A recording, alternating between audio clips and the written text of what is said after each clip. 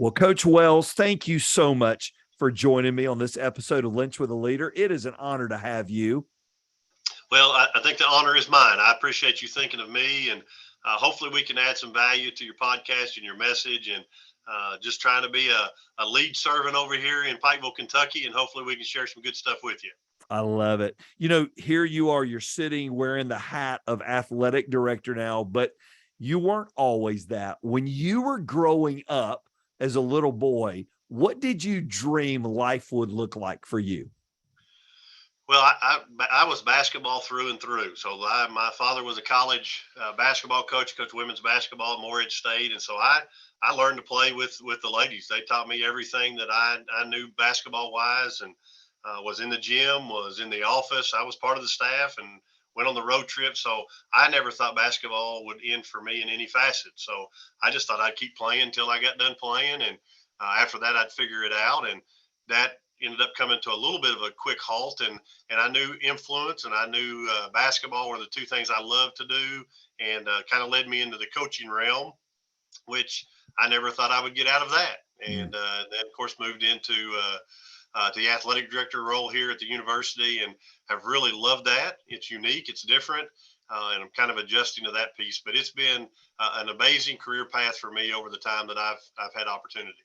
You know, I know I've read some other interviews with you. Your parents were huge and instrumental in your journey, not just watching your dad coach. And I know your mom was administrative assistant. What did your parents do well as you look back in the rearview mirror of life?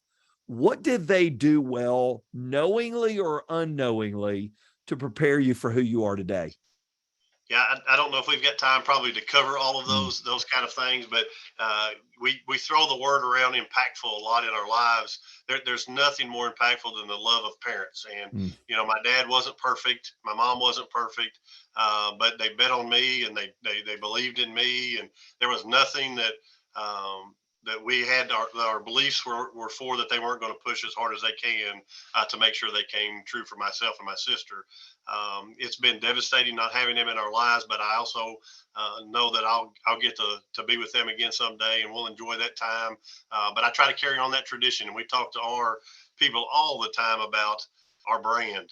I think the greatest thing my parents gave me was my last name, and I guard it. I protect it. I try to represent it the right way, and I hope they're shining down and very proud of their son, and I miss them every minute. Mm.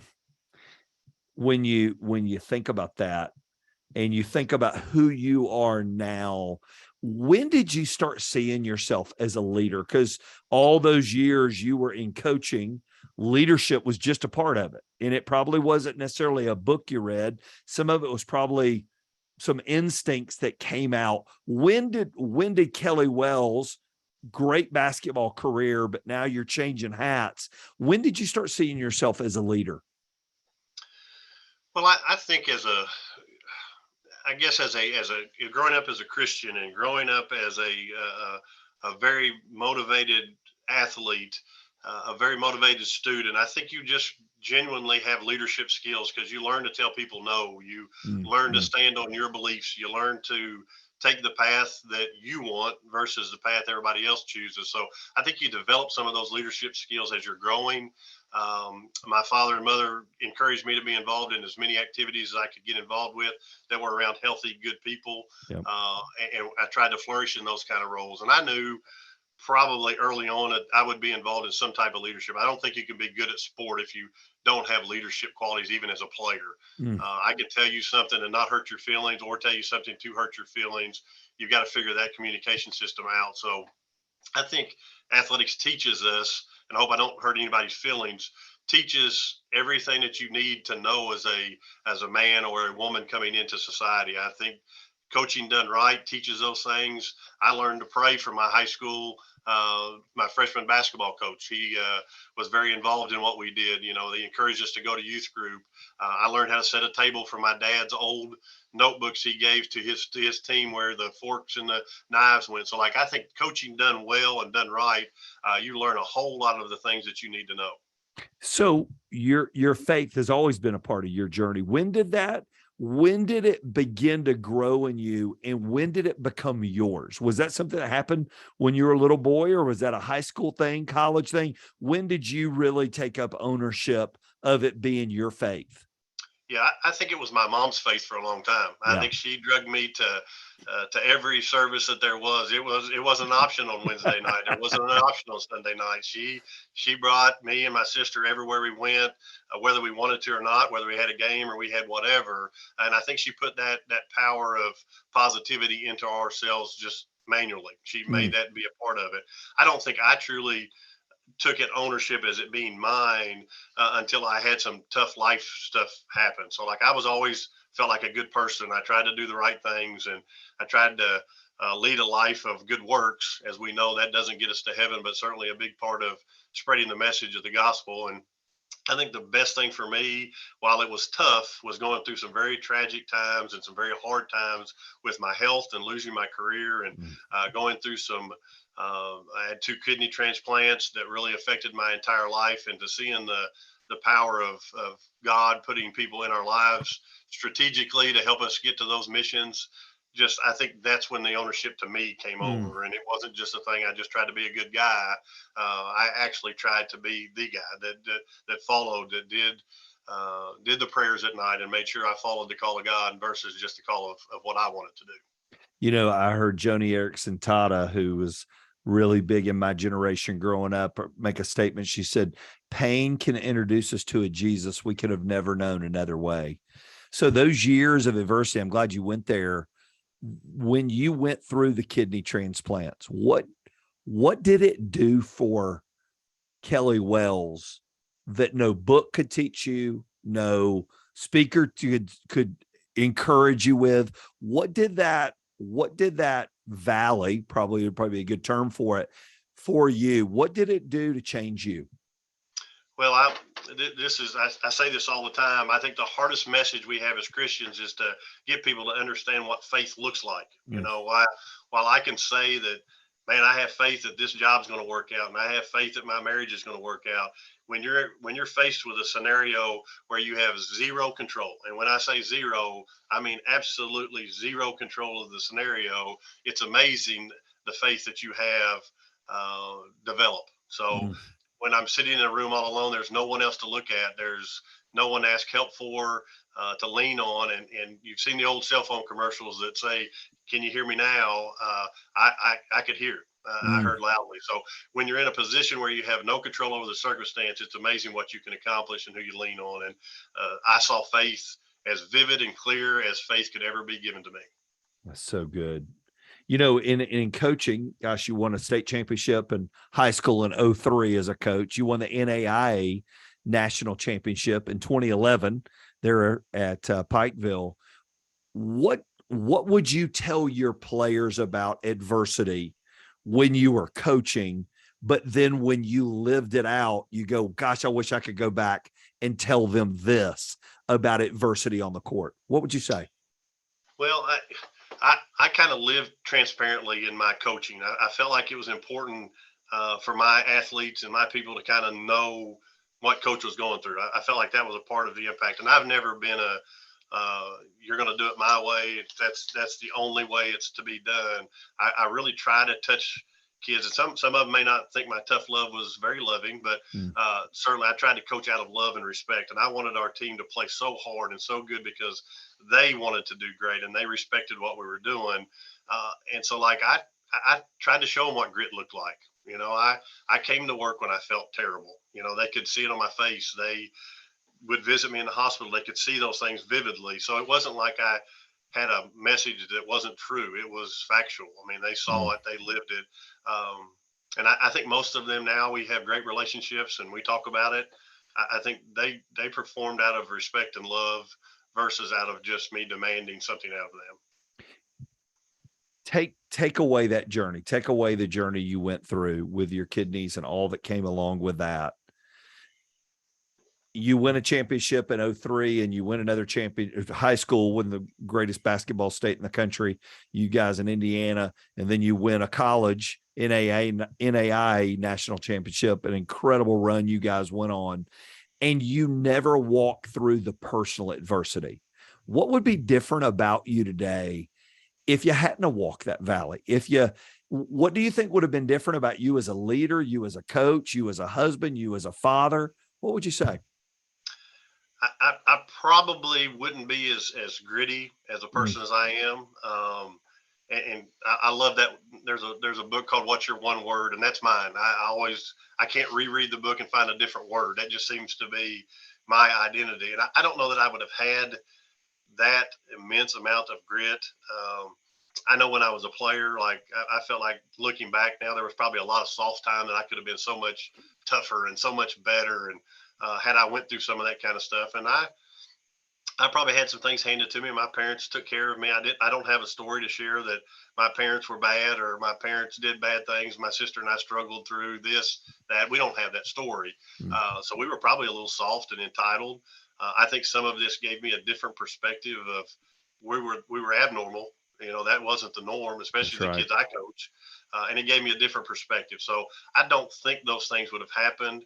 I don't have a quit feature. Like I was not given one of those. So like not fouling at the end of a game and letting time run out or not competing to the buzzer. Like I don't have that gene. It wasn't given to me. So I can't apologize or change that. But I think those times set me on that course. Your season of coaching came to an end. You moved into athletic administration, which I want to talk about a little bit. If you were to sit down a coach from a high school or a coach from a college, they sat down with you and they said, tell me what I need to know about coaching. If you could impart one passionate thing to them, what would you tell them? That's easy. That's the one refresher I get for getting out of coaching. And don't let winning and losing define you as a person. I That's good. think that's the biggest struggle all of us coaches, and really in any profession. Don't let your success be tied to just a big bank account. Don't let it be tied to how many cars you sell. That's not your identity. That will never be your identity. Now there were times I felt like trash after a Saturday afternoon loss that we should have won, and man, I felt like that was me, and I owned it, and I took it home, and I gave it to my wife, and I gave it to my kids. And man, don't do that. That's the hardest thing for coaches to understand, is that's what we do. That is not who we Mm, are. mm, And it crushes careers. And I know we all chase winning. I mean, that's part of it. But here's what I would suggest is find what winning looks like for you. For me, it looks totally different than anybody else. And I was able to do that, but I still had moments. It was crushing when you lost. It just, the winning was just like on to the yep. next one, and loss was just depleted you. So that would be my suggestion. What were some of the things you put into place in your life to not let that get its stranglehold on you? That it takes the good of what you're wanting to do and makes it a burden. What were some of the things you put into place in your life to help you in that? Well, I think I heard it this weekend, actually on Sunday. It's not about your title; it's about your tasks at hand. So, Mm, if I'm only playing and coaching because I want to win or win ball games, I don't need to be a coach anyway. That's the wrong perspective. So the tasks are still the task, whether we won that game or we lost that game. And nobody puts a finish line for a coach. Like, here's your finish line. This is where you get it. You that's got right. it. You stop and you go. It's constant movement, constant growth. So perspective is Mm, one to understand. I've always been around supportive people. My bosses, every place that I've ever been, have been extremely supportive. And just frankly, winning is just a byproduct of doing a whole lot of other things really good. It's not about just showing up to win. So, like, I think putting some of those in there, I think your faith is incredibly important. If you don't have someone that you have a great relationship that you can go to every day that cares and loves about you, you have no chance. I mean, you just have no support team there. And, um, I think perspective and support were the two things. And really just getting over myself probably a little bit. I'm not that important. Nobody gives a rip if I lose every game I ever play. Who do I think I am for thinking that guy cares? that's So right. like I think some humbleness and servanthood, and understand that my job, my task there is to be a servant of these young kids. It's not about, they didn't come out not trying to win or being a robot. So like I felt like letting some of that guard down helped me a ton. So you move in the athletic director world, but that competitive fire doesn't go away. That Oh that no. will and that drive and that, but it's measured very, very differently. How do you challenge yourself to not get flat? How do you keep yourself in a growth mindset, which I've heard you talk about before, where you're always wanting to be better and always want to be growing? How do you do that? What are some things you put in your life to keep you from settling? Yeah, I don't think I own that quality. So settling for me is not ever an option. I think some of that's my upbringing, probably. I think there's certain characteristics we all have as a person that we genuinely just have. It's not something you can develop. I've been blessed to have those, or cursed. I don't know which one that is. Some Mm. days, but I think your outlook is incredibly important. I have just a philosophy of personal growth. Like I want to get better. Like I want to read my Bible. I want to read literature. I want to, and I'll be transparent to this too, for those out there that may suffer from this same thing. Like I don't love to read. Like that's not my MO. I'm not a person that says just enjoyment. I want to stand and read. I absolutely know the value of reading, and Mm, I mm. absolutely know how impactful it is in my life. So there are times in our lives where things are tough and you have to just get through them. And for me, reading is one of them. I know the impact, so I do read, and I force myself to read. And once I do it, I feel so much better, and it just enlightens me, and I can immediately feel the impact. So I know the importance of it. So there may be other people struggling with that too. If you know it's something you need in your life, it may not come easy. That's right. That's where the grittiness comes, and you have to really, really find time. And we can all make the excuse of being busy. We don't have time to do this. We don't have time to do that. We got to put the big rocks in first. Yeah. Basically readers are leaders. Who is somebody that you read, take outside the Bible? Who is somebody you read? You're like, man, I love getting my hands on their stuff because it always stretches me. It always challenged me. Any authors out there that have just sort of, they got the kick for you? Yeah, I'm a big John Gordon guy. I'm just I don't know how to say. I'm relatively positive all the time. Is that a double standard? Relatively positive all the time, but I feel like I really want that to be who I am. Yep. If people come in my office and I'm a person they don't want to be around, I would be regretful of that. If I walked in the hallway and they turned and walked the other way, or I was in a gym and somebody didn't want to say hello, or I was on the street, I was at church, I don't. That's not who I want to be. I want to wear a smile. So John brings a lot of that out into Yeah. me and reinforces some of my behaviors. I think that's for me, fills my cup. It gives me opportunities to continue to reinforce positivity, finding outlooks. The book, The Soup, is one of my favorite things. It's not about the ingredients; it's about who's making the soup. And I Mm. think of my mom every time. So I know the impact of good cooks, and I think he brings a lot of that out in me. Yeah. John. And I don't know if you know John. John is that. That's what I love about John is he's not writing it and living opposite. That's who John is. And he is a delightful human being. He Yeah, is he'll put a fire in you, and that you just can't extinguish. He has that personality, and he always has time for you. Just we've done many studies with our team from his literature and his books, and just a huge fan. And those of you who read a lot of his stuff, my goal is to be Sammy the Shark. I just want to be that. I want to be that guy that's out there that chases his food down, that's hungry all the time, and supports everybody on the way. That's so good. I heard you say, one of your greatest piece of advice you were ever given was the easy thing is not always the right thing, and the right thing is not always the easy thing. You will never regret doing the right thing. Easy to say, hard to live. Oh yeah. Why do you keep that out in front for you as a leader, that doing the right thing is always worth it? What would you say? Well, I fail miserably. I'll just be frank. I think all of us do in trying to find that expectation. But I think it's important as a beacon to make sure that that's the guiding force of where we're trying to get. I use a statement all the time. Is like you have to kind of find where your line is and what your everything is going to be. And my job is to stay above that line as much as I possibly can, because the most successful people, most successful ventures all happen above the line. When you fall below that line, as we all do, it's very critical to make sure we flip that and get that as quickly and as thoroughly above the line as we possibly can to our standard of excellence. And Yep. I don't know what your standard is. I know what mine is. And I know it instantaneously when I fall below that line. Mm. And I think that's part of trying to find the right thing all the time, even when it's hard. And I've gotten better at hard conversations, but they're called hard for a reason, because they're not easy. So That's exactly right. yeah, but I think those are critical to grow. I think those are critical to be honest. And since I've let go of myself, I've been able to have those conversations openly, and also be able to give examples of, here's where I screwed it up miserably, but I recovered it. Here's what I did. So I just think that's an important beacon to have.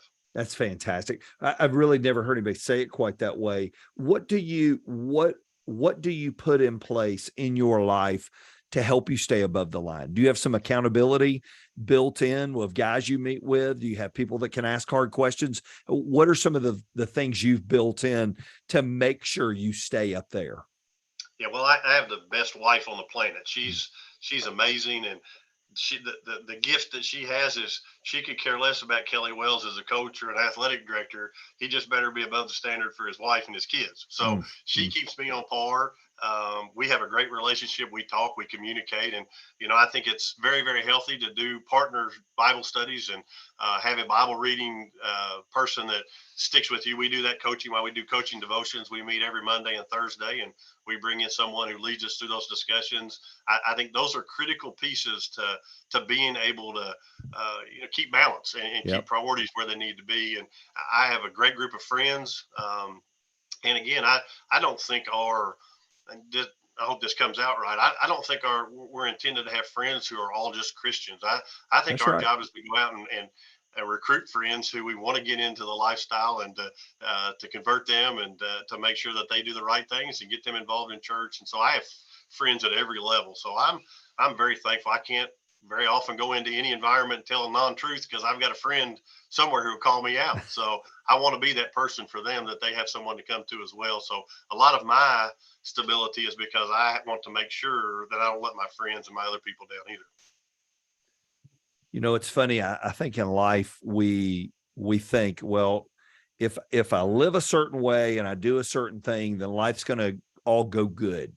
And you walk through your kidney battles, and then in 2020, you walk through another battle. You walk through another valley as a man, as a son, as a leader, in losing both your mom and dad.